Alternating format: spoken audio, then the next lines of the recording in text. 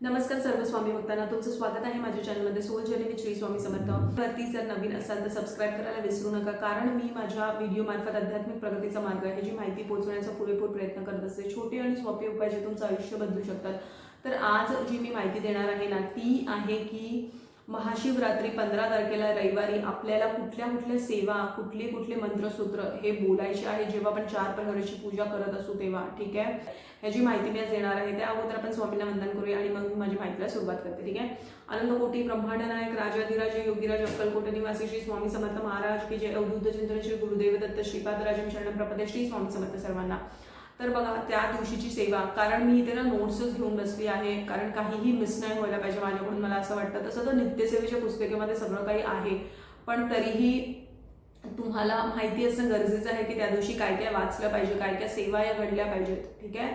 अगोदर जेव्हा तुम्ही ही पूजा करायला सुरुवात कराल, सगळ्यात अशी सेवा गणपती बाप्पांचं अथर्वशीर्षक हे बोलायचं आहे एक वेळेला. ठीक आहे. गणपती बाप्पांचं प्रथम स्थान आहे सगळ्या गोष्टींमध्ये. ठीक आहे. तर सर्वात अगोदर अथर्वशीर्षक हे तुम्हाला एक वेळा बोलायचं आहे. त्याच्यानंतर मग तुम्हाला श्री सुक्तम हे तुम्हाला एक वेळा बोलायचं आहे. त्यानंतर मग तुम्हाला रामरक्षक हे तुम्हाला एक वेळा बोलायचं आहे. ठीक आहे. त्यानंतर मग तुम्हाला मंत्र हे तुम्हाला 24 वेळा म्हणायचं आहे. ठीक आहे. महामृत्युंजय मंत्र हे तुम्हाला 11 वेळा म्हणायचं आहे. पंचप्रणयुक्त महामृत्युंजय मंत्र हे तुम्हाला 11 वेळा म्हणायचं आहे. ठीक आहे. त्याच्यानंतर मग तुम्हाला अमृत संजीवनी मंत्र हे तुम्हाला 11 वेळा म्हणायचं आहे. संजीवनी मंत्र हे तुम्हाला 1 वेळा म्हणायचं आहे. ठीक आहे. त्यानंतर मग तुम्हाला श्री महिमा हे तुम्हाला 1 वेळा म्हणायचं आहे. शिव कवच हे तुम्हाला 1 वेळा म्हणायचं आहे. श्री रुद्र अध्याय हे तुम्हाला 1 वेळा पठण करायचं आहे. त्यानंतर तुम्हाला काल भैरव अष्टक हे 1 वेळा पठण करायचं आहे. त्यानंतर मग तुम्हाला शिव अष्टोत्तर शतनामावली हे 1 वेळा पठण करायचं आहे. आणि त्यानंतर मग शिवजींचं ध्यान भजन हे तुम्हाला 5 वेळा म्हणायचं आहे. ठीक आहे. पद्धतीने तुम्ही ही सेवा करू शकता त्या दिवशीची.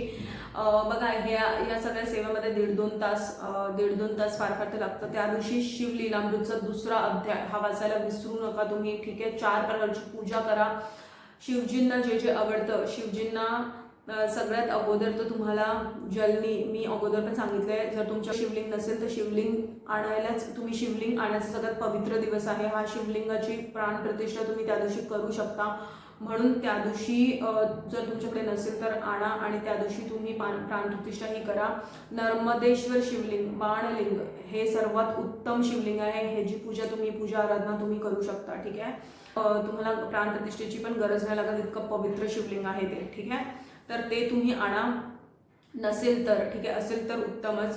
दिवशी सगळ्यात अगोदर तुम्ही स्वयंभू शिवलिंगचं दर्शन घ्या. संध्याकाळी तुमची पूजा सुरुवात करा, तुमच्या घरी करा तुमच्या शिवलिंगची पूजा. आणि 4 प्रहराची पूजा आहे. त्यांना जे जे आवडतं पंचामृतनी पण सगळं 4 प्रहराची पूजा झाल्यानंतर तुम्ही सगळ्यात शेवटी पंचामृतनी एकदा पुन्हा त्यांचा अभिषेक, मग तुमची पूजा ही तुम्ही संपन्न करा 4 प्रहरची. ठीक आहे. त्याच्यामध्ये तुम्हाला दूध, दही, साखर, घी, मध हे सगळं लागणार आहे. तर पंचामृतनी अभिषेक घाला शिवजींना. तुमच्याकडे कुठला फळाचा रस असेल, तुम्हाला जे तुम्हाला फळांचा रस ही शिवजींना खूप प्रिय आहे. ठीक आहे. भस्म हे लावा. रुद्राक्षाची माळा त्या दिवशी तुम्ही धारण करा आणि ह्या सगळ्या तुम्ही सेवा करा, धूप दीप करा. ठीक आहे. बाहेरचे जे उंबरटा आहे ते स्वच्छ तुम्ही पुसून घ्या आणि व्यवस्थित छानशी अशी रांगोळी काढा त्या दिवशी. ठीक आहे. तुम्ही बेलपत्र, धतुरा हे तुम्ही अर्पण करा त्या दिवशी. ठीक आहे. अशा पद्धतीने तुम्ही त्या दिवशी पूजा करा, तुमच्या जीवनात परिवर्तन आणा. आणि हीच माहिती मला आज माझ्या व्हिडिओ मार्फत द्यायची होती. माहिती आवडल्यास व्हिडिओला लाईक करा, शेअर करा, सबस्क्राईब करा आणि स्वस्थ राहा स्वामीच्या नामात. आपलं मन रमून राहा आणि कोटी कोटी धन्यवाद व्हिडिओ बघितल्याबद्दल.